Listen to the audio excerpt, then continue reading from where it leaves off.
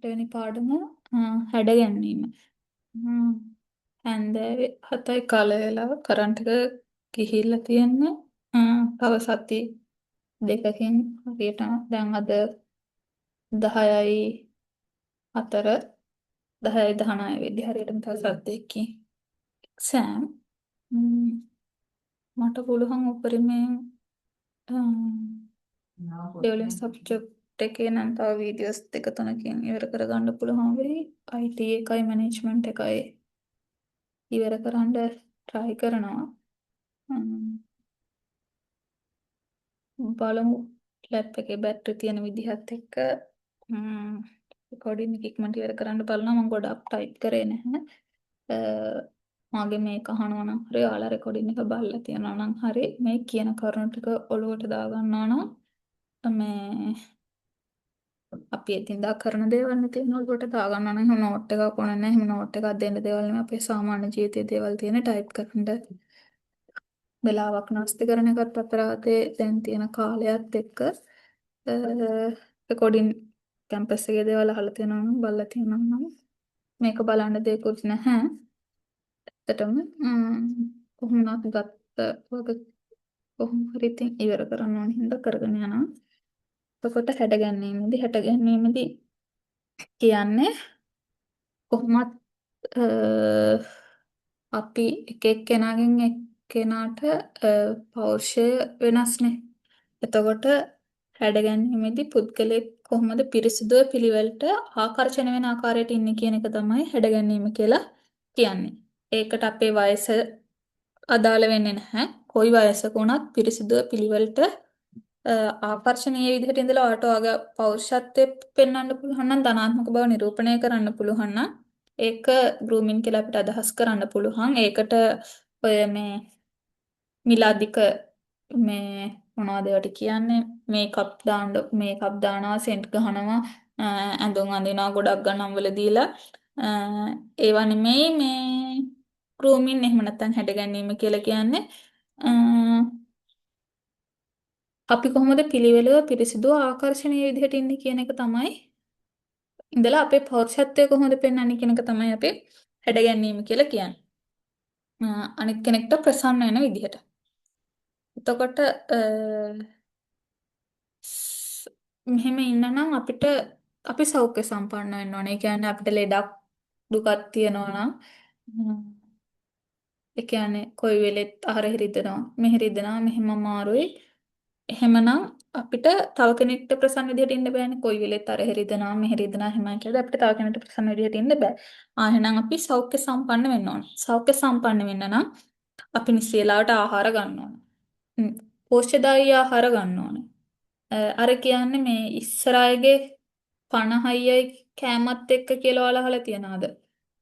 දැන් ගොඩාක් අපේ අම්මගේ තාත්තා තාමත් ඉන්නවා දෙවියන්ගේ පිහිටෙන් අවුරුදු 93ක්. හේතුව පෝෂ්‍යදායී ආහාර. කිරි අම්මත් අවුරුදු 90 ගණන් දෙකක්ද කොහෙද ඉතලා ගිය අවුරුද්ද නැති උනේ. අප්පච්චිගේ පැත්තෙත් එහෙමයි. ඉතින් ඒ ගොඩාක් වයසක අය දැන් ජීවත් වෙන්නේ යාලා පෝෂ්‍යදායී ආහාර අරගෙන තියෙන. දැන් තරුණ අය මේ වෙද්දි පෝෂ්‍යදායී ආහාර නෙමෙයි අරගෙන තියෙන අර තරඟකාරී රටාවත් එක්ක විවිධ වර්ගයේ ආහාරات එක්ක එහෙම ගන්නෙ නැහැ. වෙන කැන්සර් වැඩි වෙනවා. ඒ වගේ දේවල් වෙනවා හේතුව ආහාර. එතකොට පෝෂ්‍යදායී ආහාර නිවැරදි ආහාර රටා භාවිතා කරන්න ඕනේ. ඊගාවට ඉස්සරහය අපි දැන් ව්‍යායාම් කරන්න ජිම් එකකට යනවා වගේ නෙමෙයි. යාළුවා නිතරම කුම්ටු කෙටුවා ඒ දේවල් කෙරුවා. එතකොට මේ යාළුවගේ ඇඟට නිකම්ම ව්‍යායාම වුණා. එතකොට දැන් එක්කෝ එහෙම ජිම් එකකට ගිහිල්ලා හරි උදේකට ඇවිදලා හරි එහෙම ව්‍යායාම් කරන්න ඕන. එහෙම තමා දැන් හොඳම උදාහරණය මම ව්‍යායාම කරන මිනිස්සෙක් නෙමෙයි මං ගෙදරට වෙලා දැන් දෙක කාලේ පාඩු වෙන මිනිස්සෙක් ගියා සිරිපාදේ නැග්ගා බහින්න බෑ බහින්න යද්දි කකුල දනිස්ස ගාවින් නැවෙනවා බහින්නම් බැරුව ගියා දවස් දෙකක් ගියා එහෙම මෙහෙම බැහැ ගන්න හේතුව අපේ ඇඟේ ව්‍යායාම කරලා පුරුද්දක් නැහැ අනිත් එක කැල්සියම් මදි ඇඟේ එහෙම වෙන්න බෑ ඊට පස්සේ නිින්දක් ලබන්න ඕන. ඒක නම් මට අඩුවක් නැතුව තියෙනවා. දැන් මේ සද්ද කියන නිදා ගන්න හම්බෙන්නේ නැහැ. ඉදිහට මේ පාඩම් කරන අරකයි මේකයි නැතුව මේ හොඳ ඒ කියන්නේ කරන්න ඕන දවසට අඩුම තරමින් පැය 6ක්වත් නිදා ගන්න ඕනේ. එතකොට ඒවා වැදගත් වෙනවා. එහෙම නැති වුණොත් විවිධ විදිහ ඉපැත්ති වෙන්න පුළුවන්, අලස වෙන්න පුළුවන්, වගේ දේවල් වෙන්න පුළුවන්. ඒවා ක්‍රියාශීලීව කඩසිරව ඉන්න නම් ආහාර පාන ගන්න වගේම නිවැරදි විදිහට නිදියන් ව්‍යායාම කරන්න ඕනේ.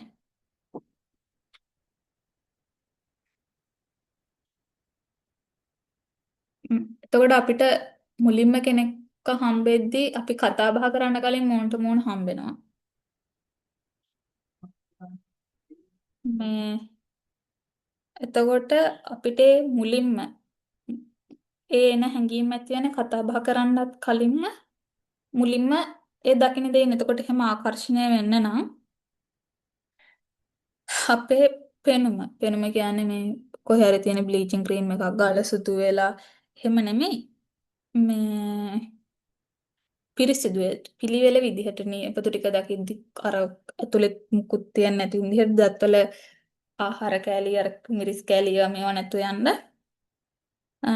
පිළිවෙලට අඳින එක ඇඳුම උනත් හොදලා පිරිසුදුව සුවඳ එන විදිහට ඉන්න ඕනේ. ඊගාවට ෆස්ට් ඉම්ප්‍රෙෂන් කියන එක ඒ කියන්නේ ඒක තමයි කිව්ව වාචිකව තියෙන දැන් නෙමෙයි මුලින්ම කෙනෙක්ට දකිද්දී යන හැඟීම මෝන ඉරියව් වලින් ස්පිය කහන විදිහෙන් අතපය හසුරවන ආකාරයෙන් අ, හැසිරෙන විදිහෙන් අපිට මුලින්ම දකිද්දී ඇති වෙන හැඟීම මේක වාචිකව ඇති වෙන දෙයක් නෙවෙයි. මට නම් කෙනෙක්ව හම්බෙලා කියන්නේ කතා කරලා විනාඩි දෙක තුනක් යද්දී මේ කොහොමත්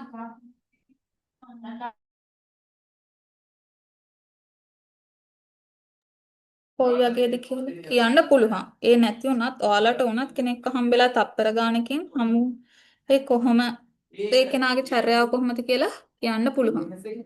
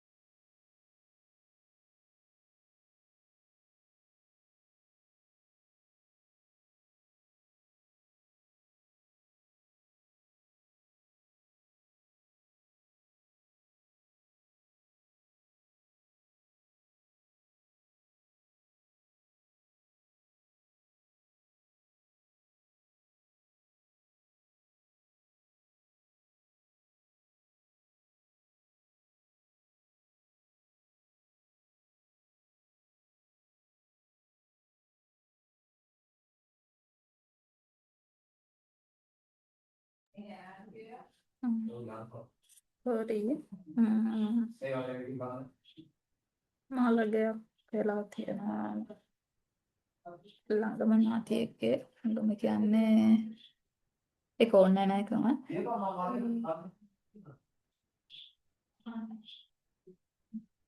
යන්න වෙනවා කමක් නැහැ පුළුවන් ඉක්මනට දැන් කාටවත් නැහැ ඉවර කරලා ඉන්න.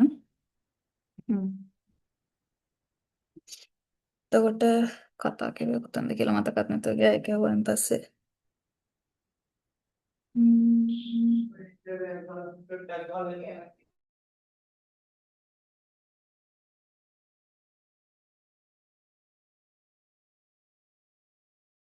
එතකොට සමාජය තුළින් අපි ලබා ගන්න අත්දැකීම් පළපුරුද්ද අපිට ඊටාම වැදගත් වෙනවා සමාජයේ ජීවත් වෙන්න. ඒ කියන්නේ මිනිස්සු එන්න එන්න පරිණත වෙන්නේ දැන් හොඳම උදාහරණ මේකට නම් අදාළ දෙයක් නෙවෙයි.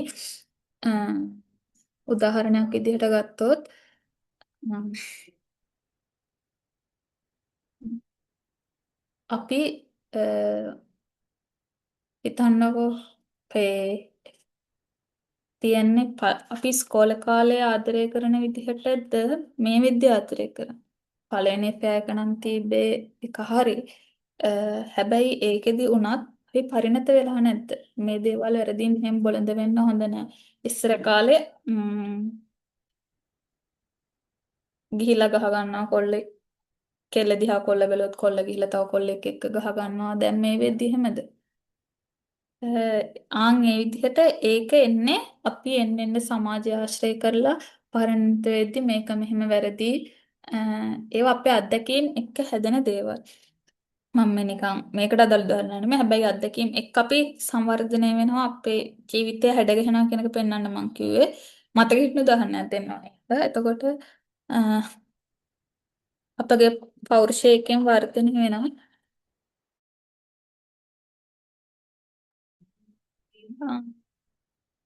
එතකොට අනිත් අය එක්ක කටයුතු කරන්න ගැටුම් අඩු කරගන්න ගැටලුව විසඳගන්න මිනිස්සු කවුද කියන එක හඳුනගන්න මිනිස්සු එක්ක ගනුදෙනු කරන්න සංනිවේදනය කරන්න පෞරුෂය ධනාත්මක විදිහට වර්ධනය කරගන්න ම්, අපිට සමාජය තුළින් ගන්න පළපුරුද්ද හා අත්දැකීම් වැදගත් වෙනවා. එතකොට පර්සනල් ගෲමින් කියන්නේ සනීප ආරක්ෂාව, සෞඛ්‍ය සම්පන්න බව, sannivedanaya, හැසිරීම, ඇඳුම්, සමාජ මාධ්‍යවල හැසිරෙන ආකාරයේ කුසලතාව. එතකොට සනීප ආරක්ෂාව. සනීප ආරක්ෂාව ගැන කතා කරුවොත් ඉහේ ඉඳලා දියපොත්ත දක්වා කකුලේ නියපොත්ත දක්වා ගැන කතා කරන්න ඕන. ඉස්කෝලේ යන කාලේ ගොඩක් ගෑල් ළමයින්ගේ ඔළුවල අපි තඩි ලේන්ඩි දකිනවා. ඒක හරිද? අන්නන්න මං කොණ්ඩේ වෙන අය වසරෙන් මට ඔළුව රදයක් තියෙනවා. ඒ කාලේ නම් මිග්‍රේන් හොඳටම තිබ්බ මිග්‍රේන් වලට අමතරව රක්තය කියලා තියෙන එක තියෙනවා. ඒ නිසා වෙන්න තඩි ඇවිල්ලා දවස් දෙකයි ඉන්න අම්මා කියන්නේ ඔළුව රදයට ඉන්නේ නැහැ කියලා. කොහොම හරි හිතීම නැහැ කොණ්ඩේ අදටත් නැහැ. එච්චරම තමයි තඩි කියලා ඇවිත් තියෙන්නේ. ඉඳලා නැහැ. ඒ වුණාට මම දැකලා තියෙනවා ගොඩාක් අය තඩි ඉන්නවා ඉස්සරි තියනවා. එහෙම බෑ. කොණ්ඩයක් කවනවා නම් පිළිවෙලට පිරිසිදුව තියෙන්න ඕනේ. එතකොට කොණ්ඩේ නියපොත්තු දත්වල හරෙන් කහට මෙහෙන් කහට පිරිමි ළමයින්ගේ බෝලත් පිට කාලා කහට සිගරට් බීලා තොල් කළු වෙලා ඒවා බෑ. පිළිවෙලට පිරිසිදුව තියෙන්න ඕනේ. මේකප් භාවිතා කරන්න පුළුවන් ඒක සුදුසු විදිහට නොගැලපෙන විදිහට අර මිනිමස් කාලා වගේ රතු ඇඳ ලිප්ස්ටික් ගාගෙන එහෙම නෙමෙයි ලාවට භාවිතා කරන්න පුළුවන් අනිත් දේ අන්ඩර්වෙයර්ස් ගොඩක් අය අන්ඩර්වෙයර්ස් ඒ කියන්නේ අනිත් අය දැන් ගොඩක් ගණන් දීලා උඩ ඇඳුම ගන්නවා යට ඇඳුම කවුරුත් දකින්නේ නැහෙනි කියලා එහෙම ගණන් නැහැ හැබැයි යට ඇඳුම තමා පිරිසිදුව තියෙන්නම ඕනේ මාස 6කට සැරයක්වත් යට ඇඳුම් මාරු කරන්න කියන දැන් ගොඩක් වෙලාවට අර යටුබැඳුමක් හොදපුවම අනිවාර්යෙන් අවුවේ දාලා වේලන්න කෙනා. ඒ කියන්නේ දැන් වැස්ස කාලයකට උනත් ඔය හුලං ගහිලා වේලෙන්නේ එහෙම නැතුව අවුවේ දාලා වේලන්න කෙනා. මොකද අවුවට විස බීජ විනාශ වෙනවා. එතකොට ආන් ඒ වගේ අපි යට ඇඳුම් පිරිසිදුව තියාගන්න එක ගැන කතා කරන්න මේ තියාගන්න ඕන. ඊට පස්සේ හැමදාම නාන්න පුළුවන් නම් හොඳයි. එහෙම නැති වුණත් සතියට දවස් එකක් තුනක්වත් නාන්න හැමදාම ඇඟපත හොදලා පිරිසිදු වෙන්න එක. ම්ම්, ඉස්සරි නැතුව පිරිසිදුව ඉන්න එක. තියාගන්න ඊට පස්සේ නියපොත්තු ගැන ඊට පස්සේ අනිත් දේ තමා අපි මිනිස්සුන්ට අතට අත දෙද්දි.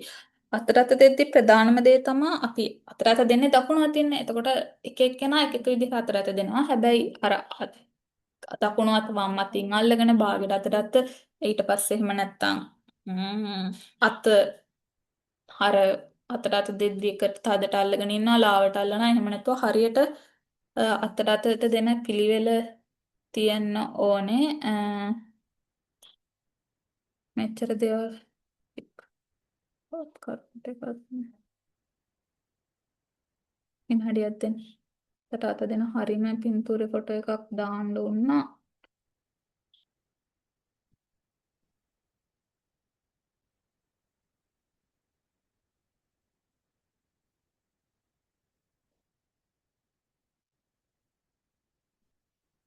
කරන්ට් එක නැති හින්දා එන්න සිග්නලුත් නෑ මේ ගෙදරත් තත්ත්වය අර මළගෙත් එක්ක එච්චර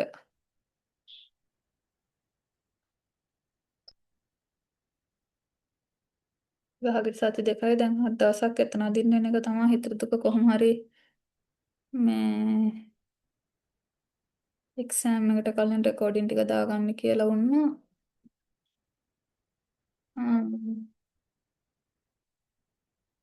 කරගන්න පුළුවන් වේද කියන එක ගැටලුවක් දැන් ඉතින් දැන් දැනගත්තේ දැන් try නැති වෙලා තියෙන්නේ.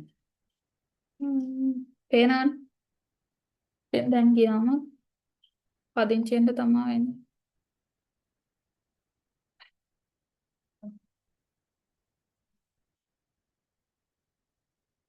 අතරත් දෙන හරිම විදිහ වෙන්න මෙන්න මේ විදිහ. තදට අල්ලන්න, ලාවට අල්ලන්න, බාගට අල්ලන්න. ඊගාවට මෙතන මේ අතින් අතර අත දෙන ගමන් අනිත් අතින් මේ අත අල්ලගන්න. ඒවා බෑ. හරිම විදිහ වෙන්න ඔය විදිහට අතර අත දෙන එක. ම්ම්.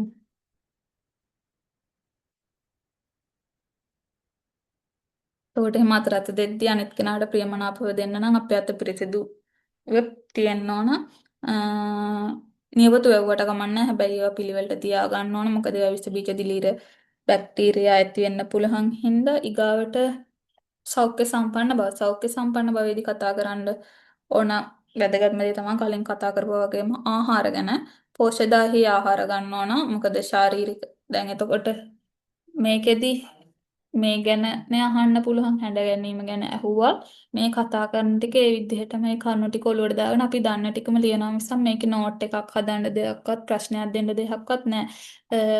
ඊට අමතරව අහන්න පුළුවන් දෙයක් තමයි මේ අර හොටෙල්ස් වලට ගිහිල්ලා කෑම ගද්දි හැඳිගෑරුප්පු තියන්න ඕන විදිහ ගැන මට දැන් මම කියන්නේ. ඒවා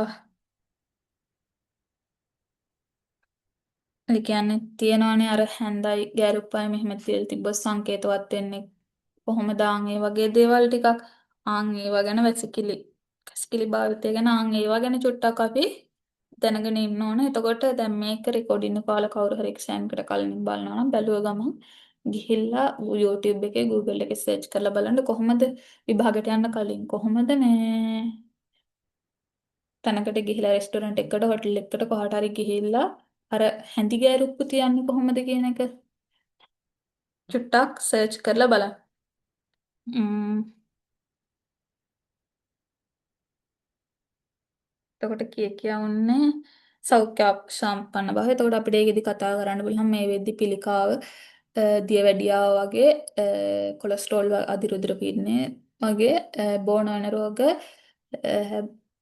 වැළඳීම වැඩි වෙලා තියෙන සෞඛ්‍ය සම්පන්න ආහාර නොගැනීම නිසා කෙටි ආහාර වලට යන නිසා ඒ හින්දා අපි දැනගන්න ඕන පෝෂ්‍යදායී ආහාර අරගෙන අපේ ශාරීරික ක්‍රියාවලිය යහපත් කරගන්න අපේ ශාරීරික මානසික සෞඛ්‍ය හොඳ තත්ත්වයේ තියෙන්න නම් ශරීරය දුර්වල නොවි තියෙන්න නම් අපි පෝෂ්‍යදායී ආහාර අරගන්න ඕන. එතකොට නිතර නිතර රෝග වැළඳෙන එක නතර වෙනවා.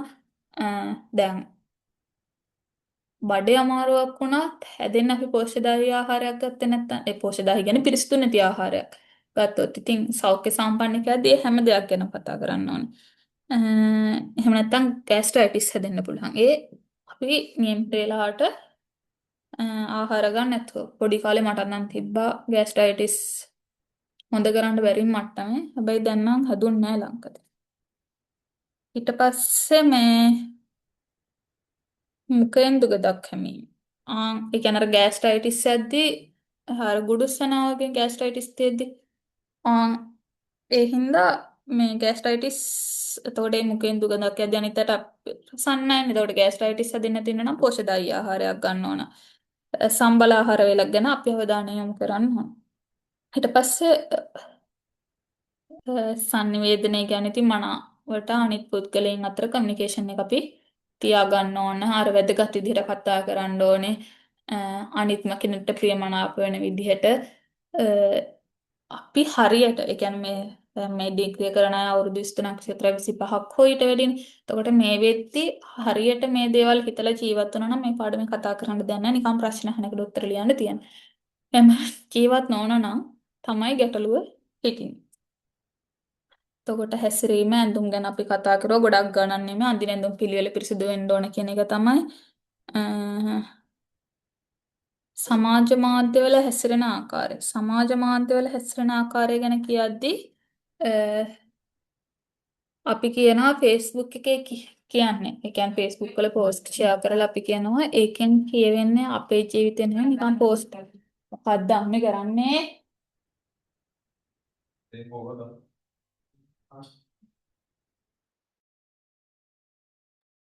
මේ අපේ ජීවිත යා මං එන්න ඇඳ ගන්නකො විනාඩි 10කින් විතර එන්න. මල්ලිත් එක්ක වෙද්දි බලමු.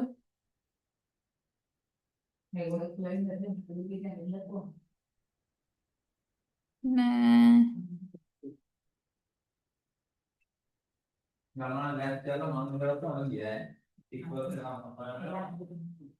මේ සමාජ මාධ්‍යවල හැසිරෙන ආකාරය කියද්දි සෝරි මයික් මියුට් කරෙත් නෑ වින්දති මේ සෝරි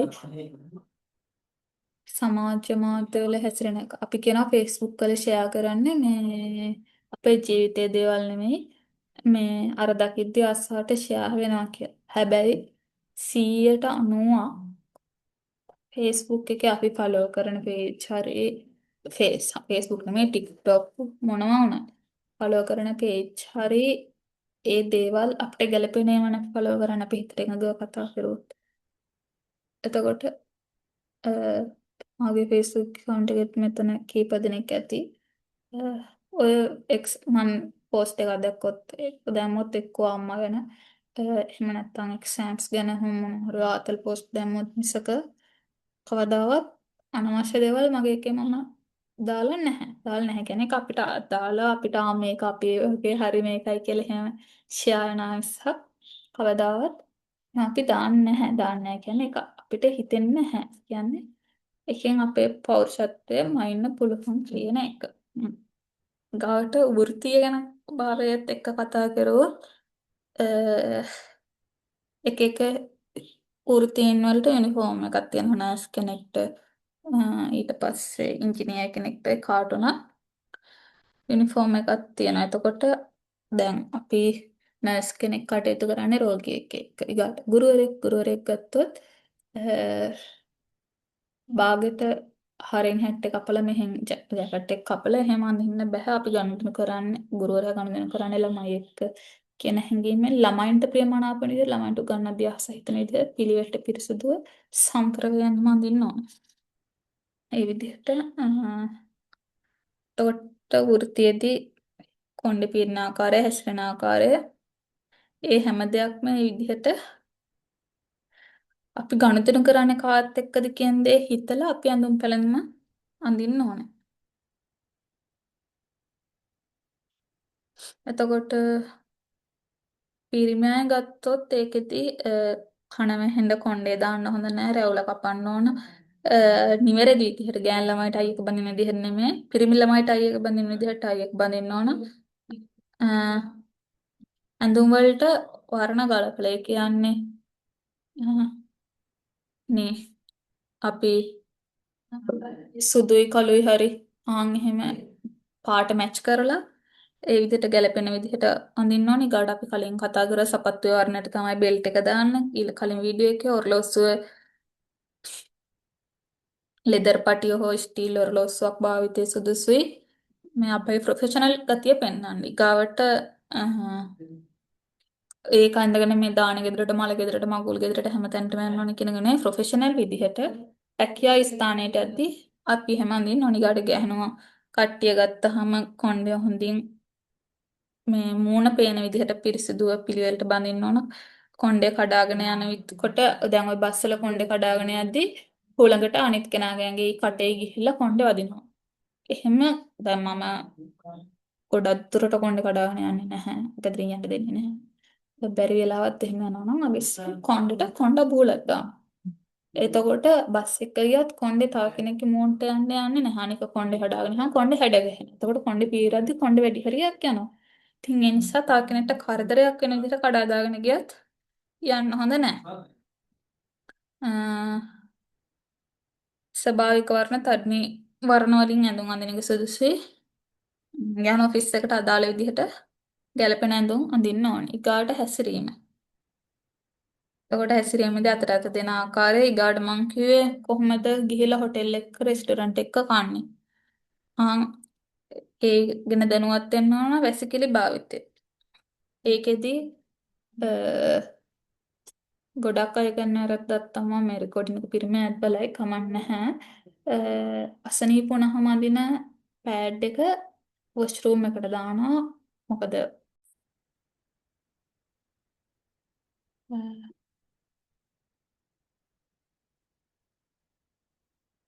මම හිතන්නේ රෙකෝඩින් එක කට් වුණා කොහොම ජොයින් කරන්න ඉතින් බලමු. ඒකේ හිටියේ එහෙම කරලා එයාලා කරන්න හදන්නේ වතුරක පුෂ් කරපුවාම ඇයි කියලා නෑ. හැම වෙන්නේ නැහැ. හිර වෙනවා. ඊගාට වොෂ්රූම් එකට ගියාම මේ වතුර ගහන විදිය හොදලා එන්න ඒ දේවල් අපි දැනගන්න ඕනේ.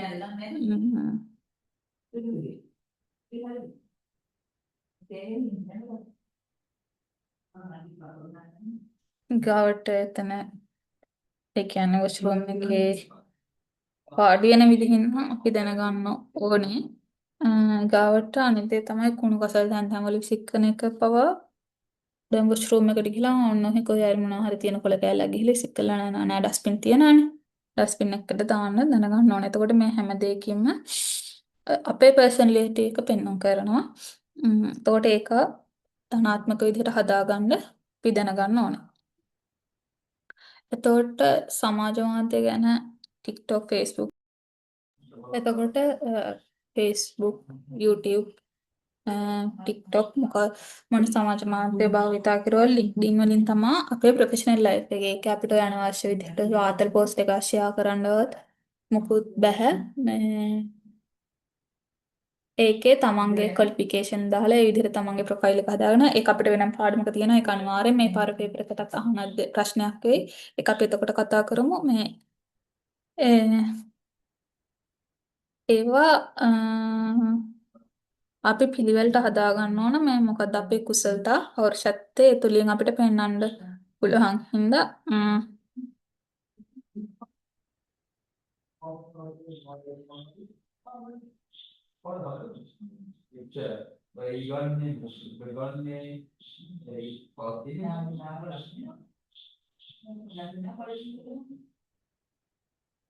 එතකොට සමාජයට පරිසරයට අනෙක් මිනිස්සුන්ට සත්තුන්ට ගහකොළ විතරට මේ හැම දෙයකම හිත කරගෙන ඉදිට අපි ජීවත් වෙන්න ඕනේ. මේ මිනිස් දේවල් ගැන අපි අවධානයෙන් ඉන්න ඕනේ. එතකොට අපිට රටටත්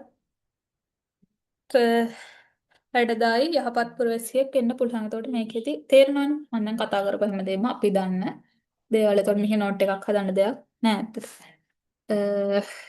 විභාගෙට ලියන්න පුළුවන්. එහෙනම් නෑ ඔය ජාලක පද තියෙනවනේ පස්වෙනි පාඩම ලින්ක්ඩින් පාඩමත් එක්ක ඒකයි පර්සනල් බ්‍රෑන්ඩින් කියලා තියෙන ඒකයි අන්තිම පාඩම වර්තමානයේ නැගින ප්‍රවණතා කියලා එකක් තියෙනවා. ඕම් ඔය පාඩම් තුන වැඩිපුර ටච් කරන්න. අනිත් ඒවත් එහෙම ලොකු දෙයක් නැහැ ගන්න. මට පළවෙනි පාඩමයි නම් බලන්න උනේ නැහැ. අනිත් පාඩම් හරි සරලයි. CV writing. ඒ ටිකත් එක්ක බලා ගන්න. එතකොට හරි. ඊළඟ මට දැන් කරගන්න පුළුවන් වෙයිද දන්නේ සතියක් අතර ගිහිලා සතිය. බලමු. ළඟ වීඩියෝ එකක් ඉක්මනට ගේන්නම්. කොහොම හරි එක්සෑම් එකට කලින් පාඩම් ටික බලන්න. Thank you.